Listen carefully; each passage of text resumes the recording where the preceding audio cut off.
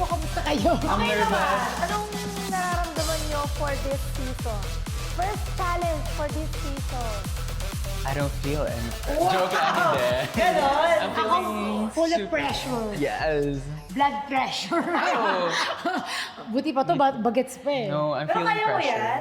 Kaya ko to. Kaya niya yan, kaya niya yan. Okay. So, sa style na mapupunta sa inyo, for this episode, it's dance-song. Oh my gosh, God. favorite ko yan. Favorite ko yan. Talaga, ano ba yun? Hindi niya pa alam eh. Nung una pa lang na na-meet ko si Ate Sugar, dun sa nag-meeting tayo, parang introducing ourselves, ganun, kung ano yung stars on the floor. Parang si Ate Sugar yung na-feel ko, oh, parang same kami ng energy. Parang okay, mother and son, ganun. Gigigil ako sa'yo. I mean, ano? Pwede namang sister lang, di ba? Sisters. Okay na tayo eh. Kasi syempre si Ate Sugar lang niya naman. Bagets din yan, 18 years old. Ay, thank you. Kaya love na love ko to eh. Bet na bet ko Pati talaga. ako 18 years old. Bagets kami. Oh yeah. I improve ba? Really, your English improved. Hindi na salita. Di ba? Hindi yun talaga. Parang nag-drive kami agad. Kasi nga, di ba, alam niyo naman ako, di ba? Parang lahat naman pwede kong makisama. Pero siya kasi matutuwa. Kasi yung salita niya, yung social, alam mo yun, gusto ko yung mga gano'n, di ba? May social pala ako. Oh, di ba? Di ba, ganyan siya, nakakaano siya, yung kahit pagod ka, matatawa ka sa kanya. Kasi nga, mahinghin, alam mo yun, tapos magaling pa, so nakakatuwang paglaruan. Yung ganyan siya. Parang marami na lang sa'yo. Thank you, Coach. Love you. Pagtigaan kami. Energy, ganyan. Tsaka una ko nakita siya, ang kinis, di ba? Hindi man. Ito, nag-break out na ako dahil sa stars on the floor. Di ba? Pagod. Pagod. Napagod din siya. Napakagaling nito. Ngayon ko nga lang siya nakita na parang ano ka, pag napagod ka today, sabi niya, pagod. Yeah, sige. Kailangan mo lang ate na, try nga natin yan, yung lift. For me, yung challenge is, hindi talaga ako nagbubuhat ng tao. Usually kasi ako hindi nabuhat, di ba? So talaga siya yung binubuhat niya.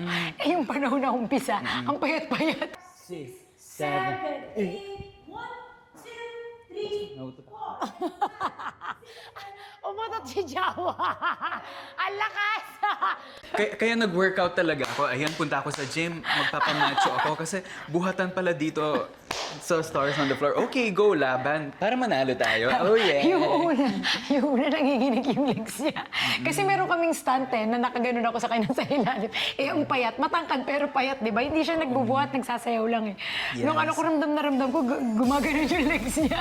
Oo. Oo, ngayon, pero ngayon, Shake okay na. Okay na, in fairness. Kasi sabi ko sa kanya, kailangan mo mag-workout. Hindi pwede, pareho tayo. Kailangan natin mag-workout. Kasi mas lalakas yung stamina mo. Stars on the floor.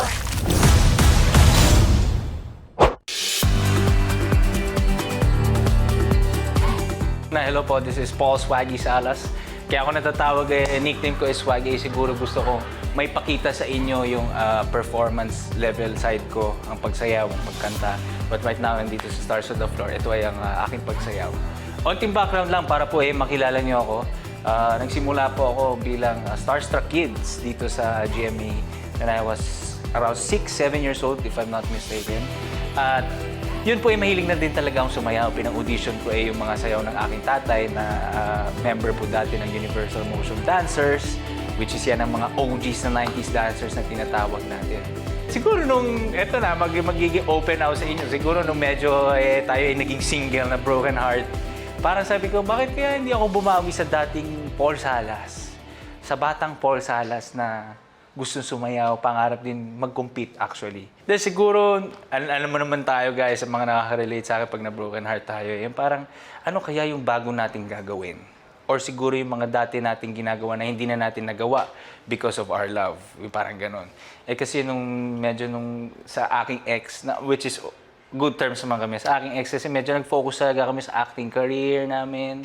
Nag-focus din ako sa acting career ko, hindi masyado sa dance and performing side. So medyo na-feel ko lagi ako lonely for a time. Ng buong, actually 1 year na. Sabi ko, ba't kaya hindi ako mag-try ng something new and yung talagang mahal ko? So yun na, doon na nag-start yung journey na parang habang nagmo-moving on tayo, nag-i-enjoy tayo. Okay, let's go. Stretch muna tayo. Legs naman tayo.